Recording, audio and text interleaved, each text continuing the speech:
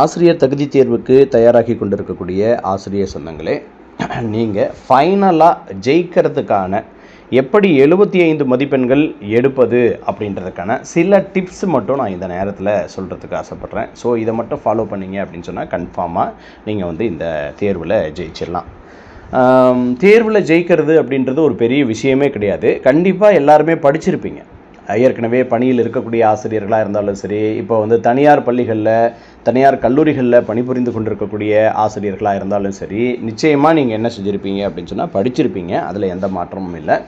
ஆனால் எல்லாருமே படிக்கிறாங்க. ஆனால் அந்தந்த கேள்விக்கு தகுந்த மாதிரி பதிலளிக்க தெரிந்தாலே போதும். ஈஸியாக என்ன செய்யலாம் அப்படின்னா, இந்த 50% மார்க் தானே, 150க்கு 75 மதிப்பெண்கள் எடுத்தால் தேர்ச்சி அப்படின்ற மாதிரியான ஒரு சூழல் வந்து இப்போ வந்துருச்சு. அப்படி இருக்கும்போது கேள்வியை எந்த மாதிரியான கேள்வி வரும், அந்த கேள்விக்கு எப்படி விடையளிப்பது அப்படின்ற அந்த மெத்தனாலஜி தெரிஞ்சால் போதும். ஈஸியாக என்ன செஞ்சிடலாம் அப்படின்னு சொன்னால் நம்ம வந்து பாஸ் பண்ணிடலாம்.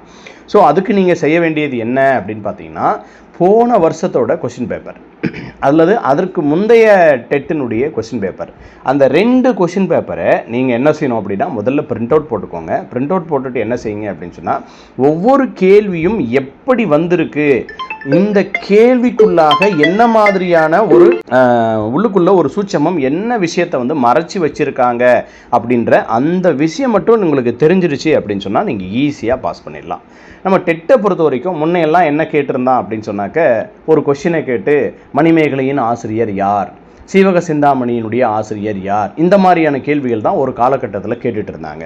சரிங்களா? அதையெல்லாம் தாண்டி இப்போ என்ன ஆயிடுச்சு அப்படின்னா, கடந்த ஒரு 10 வருஷமாக வந்து கொஷின் மட்டுமே பார்த்தீங்க அப்படின்னா பெரிய பெரிய கேள்விகளாக கேட்க ஆரம்பிச்சிருக்காங்க. எதுக்காக சார் இந்த மாதிரி வந்து பெரிய பெரிய கேள்வி அப்படின்னு பார்த்தீங்கன்னா, நம்மளுடைய டைமை வந்து அவங்க ரொம்ப சோதிக்கிற அளவுக்கு அதை வந்து கொண்டு போகிறாங்க.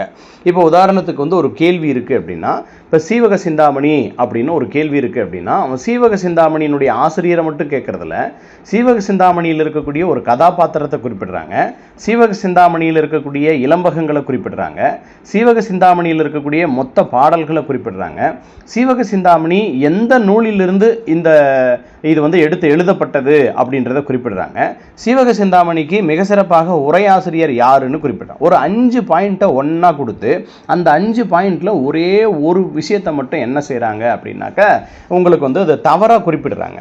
சரிங்களா? அதில் என்ன செய்கிறாங்க அப்படின்னாக்க, மேலே இருக்கக்கூடிய இந்த கூற்றில் 1, 2, 3 சரி, 1, 4 சரி, 1 மட்டும் சரி, 1, 2, 4 தவறு, 1 மட்டும் சரி, இந்த மாதிரி என்ன செய்கிறாங்க அப்படின்னா கேள்விகளை வந்து அமைக்கிறாங்க. ஸோ இந்த மாதிரி ரொம்ப கிரிட்டிக்கலாக நேராக ஒரு கொஷின் கேட்டு ஒரு கொஷின் ஆன்சர் அப்படின்ற மாதிரி இல்லாமல், அந்த கொஷினையே என்ன செய்கிறாங்க அப்படின்னா நமக்கு ரொம்ப கிரிட்டிக்கலாக கேட்குறாங்க. அந்த மாதிரியான கிரிட்டிக்கலாக கேட்கக்கூடிய இந்த கொஷினை வந்து நம்ம ஒரு 10 முறை, ஒரு 150 கேள்வி 150 கேள்வி, ஒரு 300 கேள்வியை மட்டும் நீங்கள் நல்லா படித்து, இது இந்த கொஷின் இப்படித்தான் வருமா, இப்போ இந்த கொஷினுக்கு நாம் சமகாலகட்டத்தில் எப்படி வந்து சமயோஜிதமாக வந்து ஆன்சர் பண்ணுறது அப்படின்ற அந்த முறையை மட்டும் கற்றுக்கிட்டீங்க அப்படின்னு சொன்னால் ரொம்ப ஈஸியாக இதை வந்து பாஸ் பண்ணிடலாம்.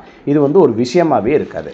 அதே மாதிரி பார்த்தீங்க அப்படின்னு சொன்னால், உங்களுக்கு இன்னொரு கொஷின் இருக்குது. என்ன அப்படின்னு பார்த்தீங்கன்னா, இந்த பட்டியல் 1ஐ பட்டியல் 2உடன் பொருத்துக அப்படின்னு ஒரு கொஷின் கேட்குறான். நீங்கள் அதில் பார்த்தீங்கன்னா மேக்ஸிமம் வந்து உங்களுக்கு தெரிந்ததாக தான் இருக்கும், தெரியாதது அப்படின்றது எதுவுமே இருக்காது. அதில் பார்த்தீங்க அப்படின்னா 2 தெரிஞ்ச மாதிரி இருக்கும், 2 தெரியாத மாதிரி இருக்கும். அப்போ அந்த நேரத்தில் உங்களுடைய சமயோஜித புத்தியை பயன்படுத்தி ரொம்ப அழகாக அதை நம்ம என்ன செய்யணும் அப்படின்னு சொன்னால், இதை வந்து பண்ணிட்டீங்க அப்படின்னு சொன்னால் போதுமானது.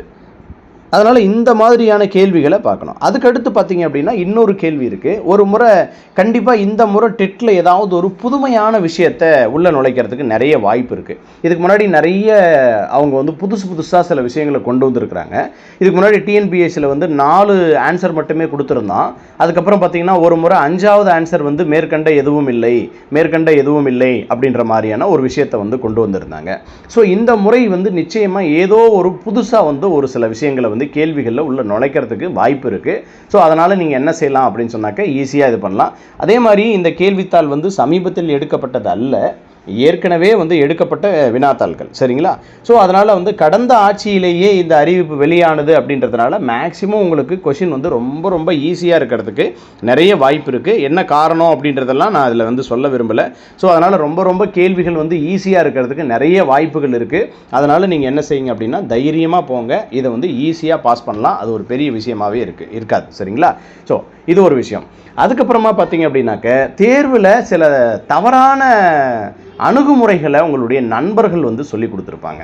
சில பேர்லாம் பார்த்தீங்க அப்படின்னா நான் ஏ மட்டும் போட்டு வந்துட்டேன் அப்படின்னா ஈஸியாக பாஸ் பண்ணிடலாம், பி மட்டும் போட்டு வந்துட்டுனா ஈஸியாக பாஸ் பண்ணிடலாம், சி மட்டும் போட்டு வந்துட்டுனா ஈஸியாக பாஸ் பண்ணிடலாம் அப்படின்ற அந்த மெத்தனாலஜியை வந்து என்ன பண்ணியிருப்பாங்க அப்படின்னா உங்களுடைய நண்பர்கள் வந்து சொல்லியிருப்பாங்க. ஸோ நான் என்கிட்டயே ஒரு ஆசிரியர் சொன்னார், அது ஒன்றும் விஷயம் இல்லை சார், நான் ஒரு ட்ரிக்ஸ் கண்டுபிடிச்சிருக்கேன். முதல்ல ஒரு 5 கேள்வி என்ன மாதிரி ஆன்சர் வருது அப்படின்றது எனக்கு தெரிஞ்ச கொஷினோட ஆன்சர்லாம் என்னென்ன இதில் வருது, ஏல வருதா, பியில் வருதா, சியில் வருதான்னு பார்க்குறேன் சார். எது அதிகமாக வர மாதிரி தெரிஞ்சோ அதையே மீதி இருக்கிறதெல்லாம் போட்டு வந்துடுறேன் சார், எனக்கு தெரியாதெல்லாம் இதில் ஈஸியாக பாஸ் பண்ணிடலாம் அப்படின்னு சொல்கிறாங்க. ஸோ அந்த மாதிரியான ஒரு கெஸ் பண்ணுற மெத்தனாலஜி அப்படின்றது இப்போல்லாம் வாய்ப்பே இல்லை.